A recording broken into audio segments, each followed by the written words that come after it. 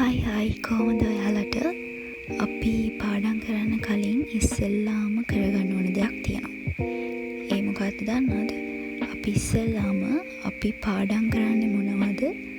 අපි දවසේ කරන්නේ මොනවද කියලා to-do list එකක් හදාගන්න ඕනේ. මෙතනදී මම ලියාගන්නේ මම හෙට දවස ඇතුළත පාඩම් කරලා ඉවර කරන්න ඕන කොටස් ටික.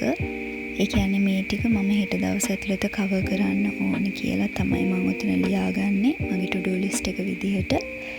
එතකොට මෙතනදී මම තව to-do list එකක් හදාගන්නවා. ඒ තමයි මේක. මේ sticky note එකේ ලියාගන්න to-do list එක මම නිතරම අතට අරගෙන බලනවා. මම දවසේදී කවර් කරන්න හිතන් හිටපු ඒවා කවර් වෙලාද නැද්ද, කවර් වෙච්ච ටික ඔතනදී මම මාක් කරගන්නවා. ඒක නිතරම පාවිච්චි වෙනවා.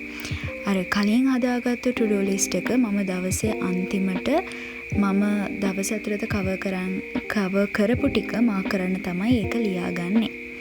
ඉතින් පාඩම් කරන්න කලින් හරි දවස පටන් ගන්න කලින් දවසේ කරන වැඩ ටික මේ විදිහට to-do list එකට ලියාගත්තාම අපිට අමතක වෙන්නේ නැහැ, දේවල් මග ඇරෙන්නේ නැහැ.